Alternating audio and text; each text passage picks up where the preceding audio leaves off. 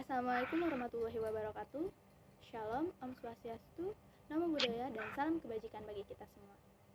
Selamat datang dalam acara webinar yang bertemakan bagaimana virus corona menyerang saluran pernapasan manusia. Acara ini diselenggarakan oleh kelas KMMI TPD 1 Amikom Yogyakarta. Pertama-tama, marilah kita panjatkan puji syukur kehadirat Tuhan Yang Maha Esa yang telah melimpahkan nikmat dan karunia-Nya sehingga kita dapat berkumpul pada acara hari ini. Terima kasih kami ucapkan kepada pembicara kita yaitu Kak Fia Trisantika dan moderator kita yaitu Kak Muhammad Denny Rivaldi serta kepada seluruh peserta webinar pada hari ini. Perkenankan, saya Mutiara Adisti selaku MC dalam acara malam ini akan membacakan rangkaian acara terlebih dahulu. Yang pertama ada pembukaan dan doa, kedua ada pemaparan materi, yang ketiga ada sesi foto bersama, dan yang keempat ada penutup. Baik, sebelum memulai acara pada hari ini, marilah kita berdoa terlebih dahulu demi kelancaran acara. Berdoa dipersilahkan. Amin, berdoa selesai. Baik, tanpa berlama-lama lagi, akan saya serahkan kepada Kak Denny selaku moderator. Untuk Kak Denny, waktu dan tempatnya dipersilahkan. Terima kasih. Assalamualaikum warahmatullahi wabarakatuh. Selamat malam dan salam sejahtera untuk kita semua.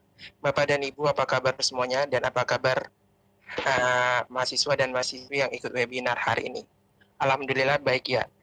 Senang sekali perkenalkan saya Muhammad Denny Rivaldi yang akan memandu acara webinar pada kesempatan malam hari ini. Di sesi webinar kali ini berbicara soal bagaimana virus corona menyerang saluran pernapasan manusia. Bapak atau ibunya semuanya, nah pada kesempatan kali ini, semua akan dibahas oleh narasumber kita yang sudah hadir pada malam hari ini. Beliau adalah seorang petugas Satgas COVID Nasional dalam virus corona, dan beliau bernama Fia Sartika dan tentu sudah mempunyai keahlian di bidang COVID. Dan beliau juga mengadakan webinar tentang virus corona di beberapa kota di Indonesia. Langsung saja kita sebut dan beri tepuk tangan meriah untuk Mbak Fia Sartika. Baik, pemateri atau narasumber kita sudah hadir di hadapan kita.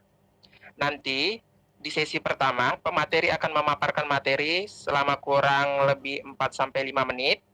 Kemudian di sesi kedua akan diskusi tanya jawab dengan moderator, yaitu saya sendiri dengan Mbak Fia Sartika juga. Dan terakhir ada sesi tanya jawab dengan peserta. Untuk itu saya persilakan Mbak Fia Sartika untuk memaparkan materinya. Silakan Mbak. Oke, thank you ya Mas Denny. Sambil aku mau share screen, terima kasih juga karena udah diundang hadir pada hari ini. Aku izin share screen ya. Oke Mbak, silakan Mbak.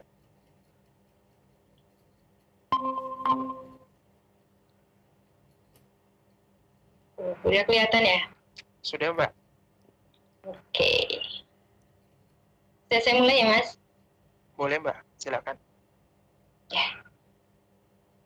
Oke, selamat malam teman-teman. Terima kasih sudah hadir pada hari ini. Terima kasih juga pada teman-teman semuanya karena sudah mengundang saya dalam acara kita, ada webinar. Dalam malam hari ini saya akan menjelaskan yaitu tentang COVID-19. Jadi bagaimana sebenarnya virus corona itu menyerang tubuh manusia seperti menyerang pernapasan, seperti itu. Jadi teman-teman, seperti yang kita ketahui bahwa virus corona ini sampai saat ini itu belum mengalami penurunan gitu ya, sehingga seperti itu di Indonesia. Jadi dari virus corona sendiri masih ada juga banyak masyarakat Indonesia itu tidak percaya dengan adanya virus corona. Gitu. Jadi mereka itu keluar rumah kadang tidak memperhatikan protokol kesehatan. Jadi juga mungkin pernah dibahas juga di banyak mungkin webinar atau mungkin sesi diskusi yang lainnya atau dari media lainnya itu tentang COVID-19. Tapi mari teman-teman untuk malam hari bagaimana sih sebenarnya virus ini bisa dapat menyebabkan masalah pernapasan gitu. Jadi teman-teman, virus ini berkembang, mereka menginfeksi sel-sel di sekitar wilayah tenggorokan. Kemudian gejala awalnya, jika teman-teman bisa melihat, orang yang biasanya terkena virus corona itu mengalami beberapa gejala gitu ya, bisa demam, kemudian batuk kering, kemudian ada sesak napas, hingga sakit tenggorokan ataupun sakit kepala. Jadi di sini juga ada gambaran dari organ manusia. Di sini terutama dari paru-paru ya. Jadi jika antibodi tubuh kita itu kalah cepat bekerja dari virus-virus ini, kemudian virus ini dapat merambat masuk ke saluran pernapasan, juga ke saluran paru-paru, kemudian ke bagian dalam paru-paru. Jadi organ kita, organ yang penting ini yang kita gunakan untuk bernapas ini nantinya akan dirusak oleh virus corona itu. Jadi paru-paru akan mengalami kesulitan untuk memasok oksigen atau O2, kemudian juga akan kesulitan untuk menyalurkan karbon dioksida atau CO2 keluar dari tubuh manusia gitu. Jadi dalam kasus berat teman-teman, atau gejala pneumonia ataupun gejala radang paru-paru ini juga bisa muncul sehingga pasien itu akan mengalami kesulitan bernapas dan harus memerlukan alat bantu untuk bernapas gitu. Jadi ini adalah gambaran dari paru-paru yang telah dirusak oleh virus corona. Jadi sebuah studi di Tiongkok itu membuktikan bahwa apabila paru-paru manusia itu terserang virus corona, dia akan membentuk bercak seperti pecahan kaca. Jika kalian dapat lihat, ini adalah putih ya di sini. Ini menunjukkan bercak kaca atau seperti selaput yang menutupi paru-paru. Kemudian selaput ini juga bisa melebar ataupun dalam kasus besar atau kasus yang khusus itu bisa menebal, jadi menyebabkan manusia itu sulit bernapas dan kemudian bisa menyebabkan kematian gitu. Jadi ini adalah gambaran paru-paru manusia yang sudah terinfeksi oleh virus corona. Kemudian teman-teman, apakah virus corona hanya menyerang pernapasan manusia? Tidak. Jadi virus corona itu juga menyerang sistem tubuh atau sistem pencernaan dari manusia sendiri yang terserang oleh virus corona gitu. Jadi infeksi itu bisa menyebar melalui membran mukus tadi yang berada di tenggorokan, kemudian selaput lendir itu akan masuk dari hidung sampai ke anus. Jadi dia menginfeksi saluran pencernaan di sini. Kemudian saluran pencernaan sebagian orang itu dapat mengalami sembelit. Kemudian juga dalam kasus besar juga menyerang jantung, kemudian menyerang ginjal, kemudian menyerang hati, sehingga 3 organ penting ini akan kehilangan fungsinya. Lalu bagaimana pencegahannya gitu ya? Untuk virus corona sendiri, di sini ada pencegahan, yaitu pencegahan virus corona yang ditularkan dari 3 organ tadi yang kita pelajari di atas, yaitu dari mulut, mata, maupun hidung, yaitu kita harus selalu memakai masker bila mendesak keluar rumah. Jika tidak mendesak, jangan keluar rumah. Jadi kita selama memakai masker apabila keluar rumah dan ketika berbicara dengan orang lain, kemudian kita juga harus rajin cuci tangan pakai sabun dengan air mengalir. Kemudian teman-teman juga jangan menggosok mata dengan tangan, kemudian juga jangan memasukkan jari ke lubang hidung, jangan menggigit-gigit kuku, serta hindari mengorek telinga dengan benda apapun. Kalaupun kalian ingin melakukan hal-hal yang berhubungan dengan tangan ini, kalian bisa menyemprot tangan kalian dulu, yaitu dengan disinfektan ataupun dengan hand sanitizer kayak gitu. Kemudian terakhir yaitu tunda ke dokter spesialis mata dan THT jika tidak darurat. Selanjutnya yang terakhir yaitu pencegahan virus corona ini bisa melalui vaksinasi. Jadi teman-teman mungkin juga udah banyak dibahas ya tentang vaksin gitu, vaksin-vaksin di Indonesia gitu. Jadi vaksin itu adalah produk biologi yang berisi antigen gitu, yang dibuat dari monoorganisme yang diolah sedemikian rupa sehingga aman yang akan diberikan ke tubuh manusia dan akan menimbulkan kekebalan atau ketebalan spesifik secara aktif terhadap penyakit tertentu gitu. Jadi vaksinasi sendiri yaitu proses di dalam tubuh manusia sehingga seseorang menjadi kebal atau terlindungi dari suatu penyakit. Jadi jangan lupa untuk teman-teman semuanya mungkin yang belum vaksin, mulai sekarang harus melaksanakan vaksinasi agar terhindar dari virus corona. Kemudian terakhir teman-teman, kenali dan cegah penularan COVID-19 dan tetap patuhi protokol kesehatan. Jadi buat teman-teman yang mungkin belum karena aku kan belum kena virus corona gitu ya. Jadi jangan sampai bilang kayak gitu, karena walaupun kita belum terkena virus corona, kita harus tetap menjaga protokol kesehatan, yaitu dengan 3M, mencuci tangan, menjaga jarak, dan juga memakai masker apabila kita beraktivitas di luar rumah.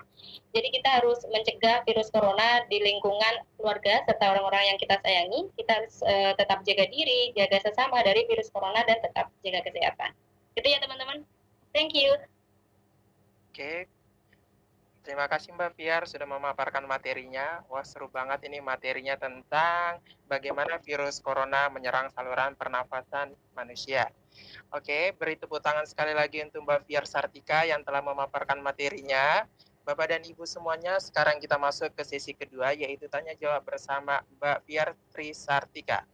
Nah, Mbak, mengenai materi yang disampaikan pada PPT tersebut, bagaimana virus corona menyerang saluran pernapasan manusia.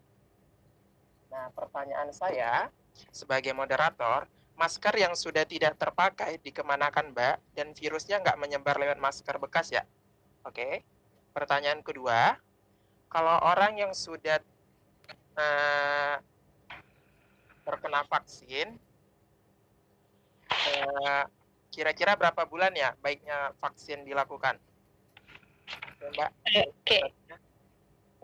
Jadi untuk pertanyaan pertama ya, jadi masker yang udah nggak kepakai itu emang benar bisa menyebarkan virus, karena kan memang virus tadi tersebar melalui droplets gitu ya, dari bercakan bersin ataupun batuk dari seseorang gitu.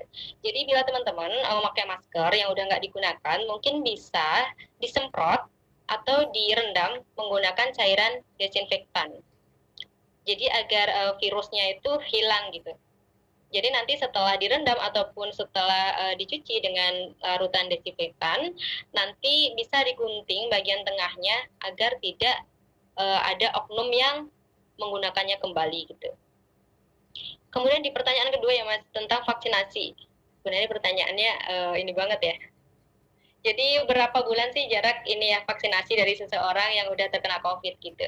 Jadi memang vaksin itu baiknya memang untuk orang yang belum terkena COVID kan, karena untuk mencegah, tetapi dalam kasus tertentu memang vaksin itu boleh dilakukan oleh orang yang sudah terkena COVID gitu. Jadi untuk jaraknya sendiri mungkin setelah orang itu dinyatakan sudah sembuh atau sudah bebas dari COVID, nanti mereka akan mendapatkan arah dari dokter gitu. Jadi dari dokter akan mengarahkan, sama sebenarnya seperti orang-orang yang belum terkena COVID, nanti untuk jangka biasanya dari jangka vaksin pertama ataupun vaksin kedua itu sama seperti yang belum terkena COVID. Jika pakai vaksin yang Sinovac itu kan biasanya 1 bulan gitu ya. Kalau vaksin yang Astra biasanya 3 bulan sama. Jadi vaksin itu tidak tertentu atau tidak khusus hanya untuk orang-orang yang belum terkena corona. Jadi untuk orang-orang yang sudah terkena virus corona kan, karena apabila sudah terkena virus corona kita juga nggak memungkinkan lagi kalau mereka nggak bakal terkena gitu kan ya. Jadi untuk sama-sama mencegah, mari kita melakukan vaksinasi. Gitu. Oke Mbak, terima kasih atas jawaban. Oke, hadirin Bapak yang Ibu berbahagia, alhamdulillah rangkaian acara yang kedua setelah selesai, kita lanjut ke rangkaian sesi ketiga, yaitu tanya jawab kepada peserta. Baik, saya sudah mengantongi 2 pertanyaan yang diberikan oleh peserta. Dan pertanyaan tersebut, bentar ya, saya sudah ada yang komen tadi di grup. Oke. Apakah vaksin itu sama dengan obat? Tadi ada pertanyaan pesertanya gitu Mbak Fiar. Kira-kira jawabannya apa Mbak? Saya persilakan Mbak. Oke, jadi pertanyaannya adalah apakah vaksin itu sama dengan obat ya? Jadi beda teman-teman, vaksin dengan obat itu beda, karena vaksin itu hanya mendorong pembentukan kekebalan spesifik dari tubuh kita agar terhindar dari suatu penyakit gitu. Jadi vaksin itu tidak menyembuhkan, tapi vaksin itu membentuk kekebalan dari tubuh kita. Jadi sampai sekarang pun dalam kasus virus corona sendiri memang obat yang khusus untuk menyembuhkan virus corona sendiri belum ditemukan gitu. Jadi untuk mencegahnya kita masih menggunakan vaksin. Gitu. Terima kasih Mbak jawabannya. Semoga para peserta senang dengan jawaban Mbak Fiertri Sartika. Oke. Hadirin Bapak yang Ibu yang terhormat, berbahagia. Alhamdulillah rangkaian sesi diskusi pada hari ini sudah terlaksana dengan baik. Kami mengucapkan terima kasih kepada narasumber kita pada hari ini Mbak Fier Sartika yang sudah berbagi ilmu kepada kita semuanya. Dan juga terima kasih kepada audiens yang sudah menyimak dengan baik dan antusias diskusi kita pada hari ini juga. Mari kita berikan aplaus untuk Bapak Ibu semuanya. Oke. Akhirnya saya Muhammad Deni Rivaldi pamit undur diri. Terima kasih atas perhatian Anda. Wassalamualaikum warahmatullahi wabarakatuh. Saya kembalikan ke Mbak MC Mutiara Adis. Oke, Mbak. Oke, baik. Terima kasih Mas Moderator, Mas Deni. Terima kasih juga untuk Mbak Fia Trisantika yang sudah membagi ilmunya kepada teman-teman semua. Sebelum mengakhiri acara, kita akan mengadakan sesi foto bersama terlebih dahulu yang akan dipandu oleh saya sendiri. Kepada para rekan peserta, dimohon untuk mengarahkan kameranya dari bagian kepala hingga dada. Oke, semuanya kita senyum semua ya. Saya hitung 1, 2, 3. Oke, sudah selesai. Terima kasih. Sekali lagi saya ucapkan terima kasih kepada moderator dan pemateri, yaitu Mbak Fiar dan Mas Deni. Akhir kata, saya Mutiara Adisti selaku MC pada acara webinar kali ini pamit undur diri. Mohon maaf bila ada kesalahan atau tutur kata yang kurang berkenan. Wassalamualaikum warahmatullahi wabarakatuh. Waalaikumsalam warahmatullahi wabarakatuh.